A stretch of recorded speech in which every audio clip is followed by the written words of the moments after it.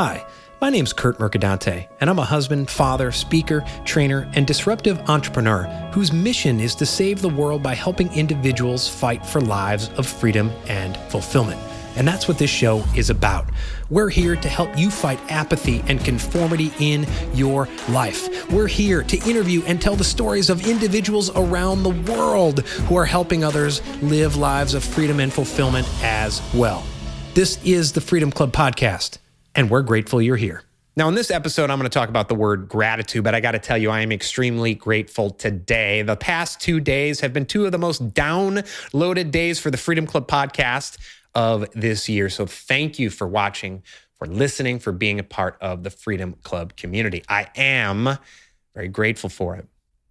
So I do want to talk about gratitude today. I also want to talk about happiness, because I think those terms are so overused in our society, not just by gurus, but by the people who kind of have a habit of 10, 15, 20 times a day simply sharing these social media memes. Gratitude is the best attitude. Gratitude is the key to happiness. You know what? Gratitude and happiness can also be dangerous. Let's start with gratitude. I see an awful lot of people as I speak around the world, as I coach and work with people around the world, people who use gratitude as an excuse for guilt and stagnation in their lives. Oh, well, I have it better than most people in the world, or I have it better than a lot of people in the world, so I feel guilty about wanting more in my life. Oh, my parents, my grandparents had it far worse than me, so I feel guilty about wanting more in my life. You know what? Don't you ever feel guilty about wanting more in your life. And when I say want more, I don't mean hollow achievements. I don't just mean dollars and cents. I don't mean a paycheck for a job that leaves you unfulfilled. When I say more, I mean you deserve a life of freedom and fulfillment. Don't feel guilty about wanting that. And so that sense of gratitude, when not paired with a sense of forward-looking purpose, can be dangerous. Gratitude alone can turn into guilt. As I said, it can turn into stagnation. That forward-looking purpose is what has fueled human progress. People wanting more and working for more in terms of freedom and fulfillment and forward-looking purpose have changed the world. They've helped pull other people out of poverty, other people out of stagnation. That's why I often begin the show with two questions. What's awesome about today? That's gratitude. And what will make today even more awesome? That's forward-looking purpose. And you know, one of the 5 pillars of the freedom lifestyle is clearly defining a vision for your life that pairs your purpose for living with the impact you want to make on the world. If you die in 20 minutes or 20 years, what's that 1 to 2 sentences that you would like to sum up your purpose for living and the impact you want to make on the world?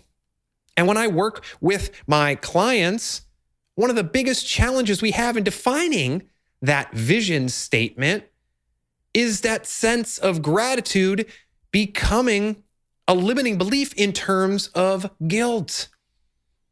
Why am I defining my purpose when there are people suffering in the world? My parents never had a sense of purpose. I can't separate that sense of purpose from the paycheck I want to earn. And I'm not saying that money's not important. I'm a free market capitalist. But how's it working out for you now? Listen, I've built 3 successful businesses. They've all done 6 figures in year 1. I had a 7-figure agency that did not leave me free and fulfilled. And you know what? I felt guilty because of what I thought was gratitude. I have a 7-figure business, a nice house, nice cars, a beautiful family. What do I have to feel bad about? I felt guilty for wanting more. And you know what? It threatened my relationships. It threatened my mental and physical health. I had anxiety attacks and I shut that agency down. And now I'm building something that gives me freedom and fulfillment. I'm helping others to do the same. So you got to pair that gratitude with a sense of forward-looking purpose, or it can lead to guilt and stagnation. And that is not a victimless crime, because when you stagnate, when you fail to want more in your life, when you refuse to give the world your best, it doesn't just impact you. When you don't give the world your best, you're not giving the people around you your best. Your spouse, your wife, your husband, your kids, your community. What if Mother Teresa didn't give the world her best? What if Steve Jobs, Alexander Graham Bell, the list could go on of people who were not afraid to reach for more in their lives. And again, when I say more, I don't just mean hollow achievements or a paycheck. I mean freedom and fulfillment. I mean a sense of forward-looking purpose. You have to pair gratitude with that forward-looking purpose, or it can lead to guilt and stagnation. So now let's talk about another word, happiness. I see so many people saying happiness is the goal. I hate to break it to you, happiness is not the goal. People who are simply chasing happiness can confuse that sometimes with fleeting desires, with pleasure. The goal, my friend, should be not just a life of happiness, but a life of meaning, a life of fulfillment. Because, for several years, I was deeply unfulfilled. That didn't mean I didn't have happy days when I was with my wife, my kids, when we would go on vacation. But again, that happiness was fleeting because I didn't have a life of fulfillment. Now I have a life of fulfillment. Does that mean I never have a sad day? Of course not. Shit happens. People die. People get sick. In many cases, listen, I'm building a business right now that is incredibly fulfilling to me. Are there really tough days when I feel down? Yes, but it's many of those tough days, some days in which, yes, I feel sad, that actually give what I'm doing more meaning. Sometimes the struggle, if you're struggling on the right things, can give your life more meaning. So the goal shouldn't be happiness. The goal should be a life of fulfillment, a life of meaning.